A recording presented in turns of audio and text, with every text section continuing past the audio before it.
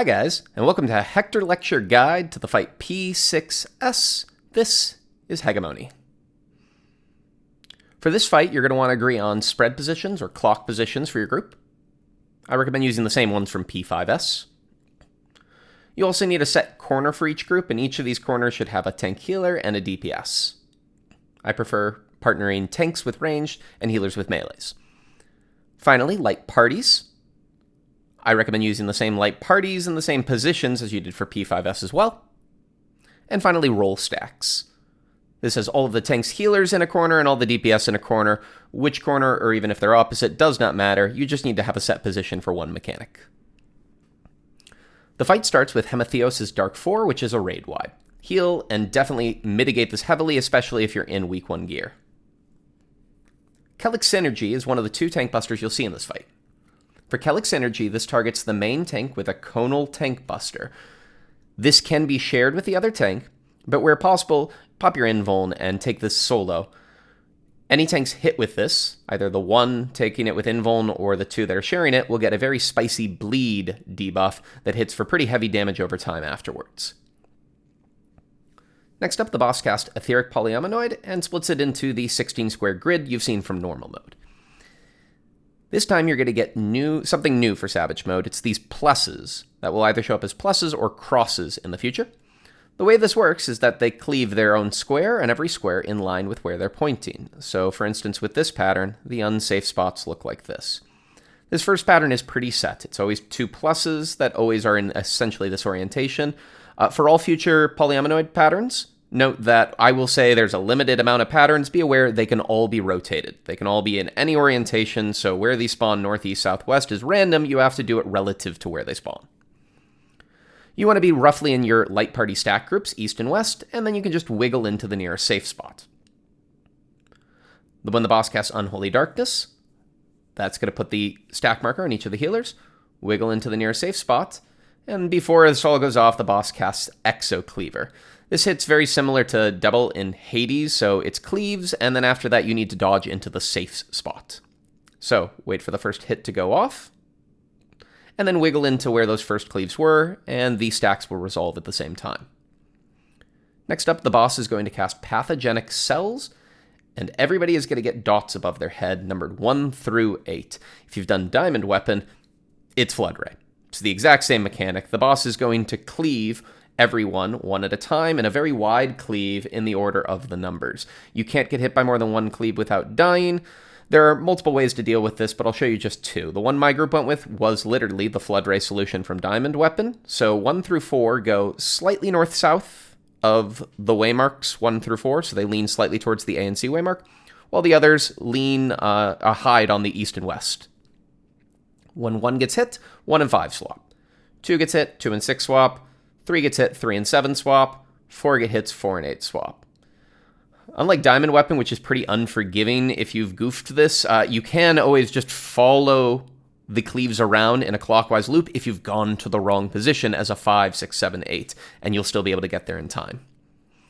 Another possible solution for this, though, this is one I've seen some groups do week 1, is you just have odds go north, evens go south, and after the first odd number gets hit, the next odd number swaps in. After the first even gets hit, the next even swaps in, and this continues. 6 swaps in for 4. My group chose not to do this because there's a little bit more movement, or at least the movement is quicker with this pattern, which means that you might find this trickier if you have a group with a lot of casters in it, but if this is simpler for you to do, it's a perfectly valid strategy. However you deal with that last one, the next mechanic is Ethereal Exchange. Whenever the boss casts this, it gives itself the Ethereal Exchange debuff. The next mechanic has tethers, that's it. Just ignore this, it's a non-mechanic really. These tethers are going to apply for the next proper mechanic, Exchange of Agonies. We get a bunch of different symbols appearing above players. If you have one of these, this is a giant AoE explosion, so you need to go all the way out at your assigned corner. One of these is a donut, or a dynamo if you will, which means that you need to go as near to the middle as possible.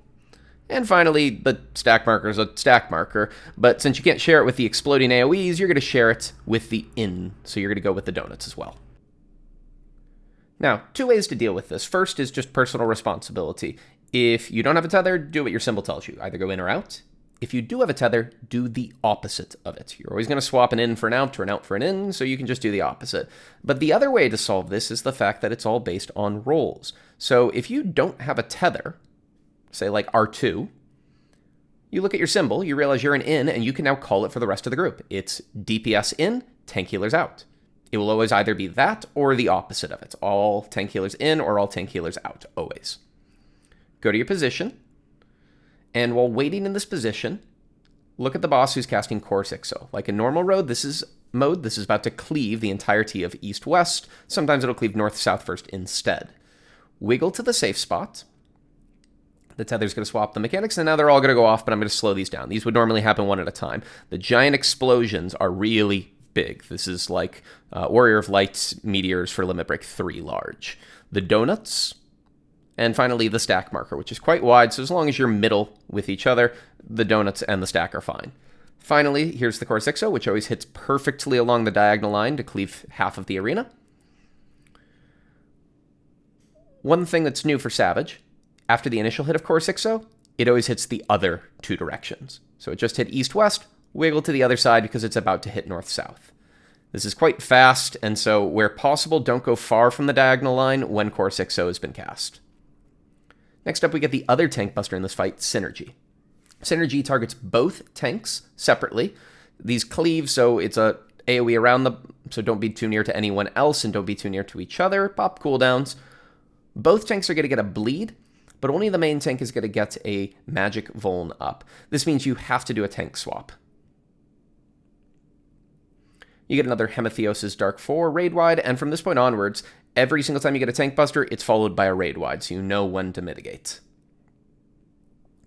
After this, the boss casts Transmission, and everybody is about to get themselves a cleaving debuff. New to Savage mode, this can be one of two different debuffs. Either you get Glossomorph, which looks like a snake, or you get Kelomorph, which looks like a wing. Glossomorph does what it did in normal mode. It cleaves in front of wherever you're facing when the debuff runs out. The wing one, though, cleaves behind you. Now, there's a lot of different ways you can do with this. You can just spread out to make sure you cleave to the outside always, but one way to do this that my group did to try to get yourself maximum uptime, have everybody go to the same direction. We just picked 2. Wait for the boss to cast Core 6-0, and now you're going to wiggle into the safe spot, and all we've done is we've put the snakes in front, the wings in back. Everybody faces the boss, and as long as nobody's directly in front of anyone else with the same debuff, roughly in a line, the cleaves are all going to go off and nobody's going to get hit with them. After the first Core 6-0 hit, wiggle into the safe spot. You get another Ethereal Exchange, and this is followed by the second Poly combo. For this combo, immediately stack middle, and you're about to get a bunch of pluses and X's with tethers. Now, this pattern will always feature 3 shapes in the corner and 1 shape that is not in the corner. Find the X in the corner, tethered to the shape that's not in the corner, and it's always diagonal from that X. So there's that tether you're looking for. When you find that slightly diagonal tether, the X in the corner, it's diagonal from that. That will always be your safe spot. Again, this can be rotated, but this is the general solution to the pattern always. You stay middle because the boss casts Dark Dome first, and this drops a little puddle underneath everyone that explodes about a second afterwards. It's a twister for those familiar with that. Wait for the cast bar to finish, and then run towards the corner of your safe spot. Things get warped, and you're in the one safe square, and you should dodge those Dark Dome AoEs. Another Ethereal Exchange before we get another exchange of Agonies. This time, this is where we use our roll stacks, so have all of your tanks and healers go to one corner, and all your DPS to another corner. You get tethers and you get symbols. This will always work out so that one of the tank healers will have a AoE at the end, one of the DPS will have an AoE at the end, and one tank and healer will have a stack, one DPS will have a stack. As a result, just have whoever has the stack marker above their head run out. It's going to turn into an AoE, and the other 3 of that roll stay stacked together. The boss casts Exocleaver during this, so wiggle into the safe spot, and everything goes off. The AoEs and the stacks, and then dodge into the other hit of the Exocleaver. You're going to get a Tank Buster here, but now from this point onwards, the Tank Busters can either be Cachexia or Synergy. It's not fixed which one you're going to get, so you need to adjust to decide whether or not you can invuln or share it, or if your tanks need to take it separately with cooldowns. This will always be followed by a raid-wide. You get another Ethereal Exchange before we get Poly 3. For this one, pre-position into your healer stack groups at B and D. When the boss casts Polyominoid Sigma, you get 2 pluses and 2 X's that are always tethered. Now, the solution to this is quite simple. One of your 2 healer stack groups can wiggle and be in a square adjacent to a plus. So they share a side with the plus. In this case, it's this square. The 2 safe spots for this mechanic will always be this square and the one diagonally opposite it. Here's another version of this pattern as how it can look. Once again, our group 1 on the west of the arena can wiggle to this safe spot, which is adjacent or sharing a side with a plus, and the other safe spot is directly opposite. Either pattern, wiggle into the safe spots and just stay in the middle because you're going to get healer stacks during this. The stacks will go off at the exact same time as the grid explodes, and you're in the 2 safe spots, you're done. Heal up and mitigate here because you're about to get Dark Ashes. This is going to target everybody with a spread AoE, so they need to roughly be in their own square. This is where we're going to use those corners that we had, but we're going to have our healers in range go out, and the tanks and melees take the inner square. Before these explode, the boss casts Chorus Ixo, and so wiggle along this diagonal line into the safe spot, and then wiggle back. Now the big one. This is, in my opinion, the hardest mechanic of this fight, Cachexia. You're about to have everybody get 2 debuffs. They both have timers, but only one of them has a timer that matters. That's the only timer I've included. The first debuff here is Etheronecrosis. This is going to cause the player to explode when their timer runs out in a large AoE, and it will give them a physical vuln up for 10 seconds after they explode. First the 8s explode, then the 12s explode, then the 16s, and then the 20s. As you can see, these are quite wide, so if you're not outside of the hitbox when these go off, you'll clip other people, and it will likely lead to them dying. The second debuff that we need to work with are these wing and snake debuffs that are pink and green, respectively. Each of these gives you a resistance down to either wing attacks or snake attacks. During the whole combination here, at set points in time, the boss is going to target the nearest player to its wing and the nearest player to its snake with a small AoE. Whoever's nearest to the wing needs to have the snake debuff or they'll die. Whoever's nearest to the snake needs to have a wing debuff or they'll die. You're going to get 4 sets of these baited AoEs all together, and when you get hit by one, it swaps your debuff. Now, because this is physical damage, and those explosions have been giving you a physical vuln up, there's a very set pattern to how we take these baits. The first one goes off after the first 3 explosions, which means that most of the group is going to have a physical vuln up. The only people who can take the first baits are the 20-second timer, followed by the 8-second timer, whose physical vuln will fall off in time, followed by the 12-second, and followed by the 16. As long as you bait these attacks as 20s, then 8s, then 12s, then 16, everything goes fine. So, to do this whole mechanic from the beginning, be roughly in your spread positions, get your debuffs. If you're on the wrong side, so if you have the wing debuff and you see a wing in front of you like R1 does, or you have the snake debuff and you see a snake in front of you like M2, you just swap. Everybody goes out onto their waymarks, and the 2 people, 20 seconds, go in, ready to bait the first attack. Wait for the 8s to explode, the 12s to explode, and the 16s to explode. Immediately after that, that's when the first bait happens, and the 20s want to pop sprint and get out to their spread position while the 8s take their place. From here now, it's just a set of taking turns baiting AoEs. The 8s go out and the 12s go in. The 12s go out and the 16s go in. At the very end of this, the boss casts Patera Ixo, and you need to be on the opposite side that you're currently on. That's because the boss cleaves the whole wing side with wing attack, the whole snake side with snake attack, and so since our debuffs have swapped, we're all on the wrong side. Everybody swaps over, the attack goes off, and it does minimal damage as long as you're on the correct side. And that's it. That's all of Cachexia. You now get another random tank buster combined with a raid wide. And we get ourselves the next poly mechanic. This one is always going to feature 2 X's in the middle so you can pre-spread to your corners. Now, we solve this within quadrants. We're all going to need to spread to our own square shortly. If you have an X in your quadrant, like H1 and M1 do, you're going to go left and right of the X. Tank healer left, DPS right. If there's no X, then you just do front and back like we did earlier.